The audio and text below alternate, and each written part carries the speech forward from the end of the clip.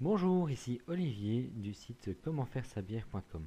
Aujourd'hui, nous allons voir comment fonctionnent les stocks dans Beersmith. Alors, tout d'abord, vous pouvez voir le menu ingrédients représentant les houblons, les grains, les levures, les ingrédients particuliers et le profil d'eau. Tout ceci peut également être retrouvé sur la barre de gauche. Houblons, grains, levures, divers, eau. Commençons par les houblons.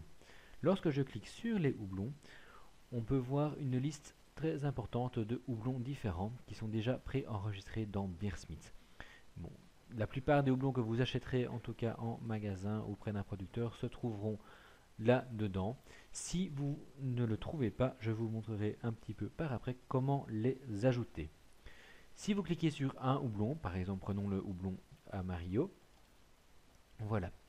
Vous avez le nom, l'origine, le stock, ce que vous possédez, le prix, que vous pouvez modifier également, le type de houblon, est-ce un houblon aromatique, amérisant, voire les deux, la forme, cône, pellet, les principaux, le taux d'acide alpha et bêta, l'indice de stabilité, combien de taux d'acide alpha sont perdus en 6 mois, si vous le connaissez, vous pouvez l'indiquer ici. Si vous voulez rajouter une note sur l'un ou l'autre houblon, ceci est un texte libre que vous pouvez remplacer. Cliquez sur OK. Ensuite, nous avons les grains. Dans la catégorie grains, il y a plusieurs choses. Il y a tout ce qui est sucre. Le sucre candi se trouve là-dedans. Le lactose se trouve là-dedans également. Ensuite, nous avons les maltes. Les différents maltes se trouvent ici.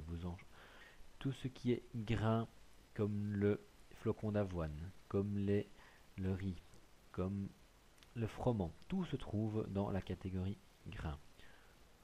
Pareil, vous pouvez cliquer deux fois dessus, vous avez le nom, vous avez l'origine, vous avez le type. Est-ce que c'est un grain, est-ce que c'est de l'extrait, du sucre? Voilà, choisissez.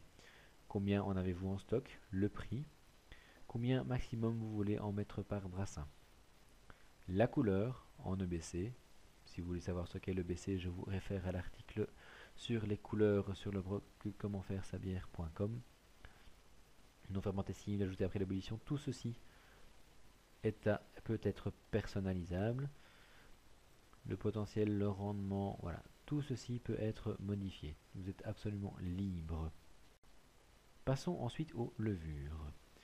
Toutes les levures enregistrées par Beersmith se trouvent là-dedans. Il y en a vraiment un nombre très important. Jusqu'à présent, toutes celles que j'ai utilisées se sont retrouvées à l'intérieur.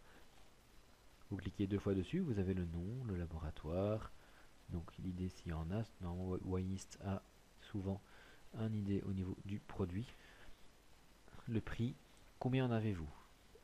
Combien c'est le par sachet? La date de production, c'est très important parce que si vous voulez que Beersmith calcule correctement combien de sachets de levure vous avez besoin ou quelle quantité de pieds de cuve vous avez besoin pour votre brassin, il faut que la date corresponde. Le type de levure, la forme, la flocculation si vous la connaissez, et tous ces autres paramètres peuvent être encodés ici. Voilà. Les ingrédients divers, c'est un petit peu tout ce que vous allez rajouter pour améliorer le goût de vos bières. Par exemple, le coriandre que l'on peut mettre dans les bières blanches, etc. Le profil d'eau, ça personnellement, je ne l'utilise pas, mais vous pouvez indiquer le profil de l'eau que vous avez localement. Voilà, personnellement, ça je ne l'utilise pas, mais ceci est tout à fait possible à utiliser. Alors, tout ce que je vous ai montré représente les grains, les houblons, les levures qui sont déjà encodés dans Beersmith. Il y a deux manières de pouvoir compléter ces stocks par des houblons, des grains personnalisés.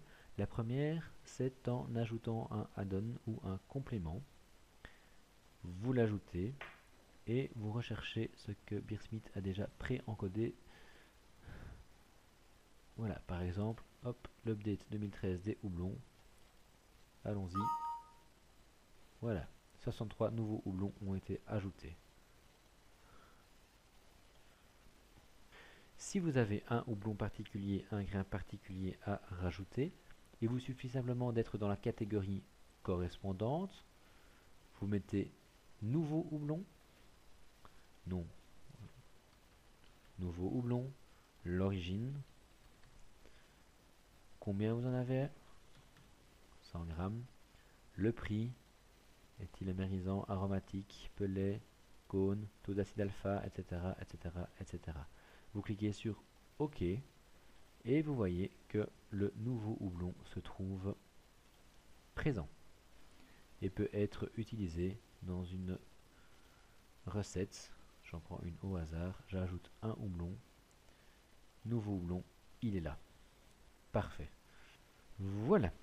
J'espère que cette vidéo vous sera fort utile afin de pouvoir personnaliser vos stocks de houblon, grains, levures et autres ingrédients que vous allez ajouter dans vos bières. N'hésitez pas à venir faire un tour sur mon blog www.commentfairesabière.com si vous voulez plus d'informations sur le brassage amateur. Merci et au revoir.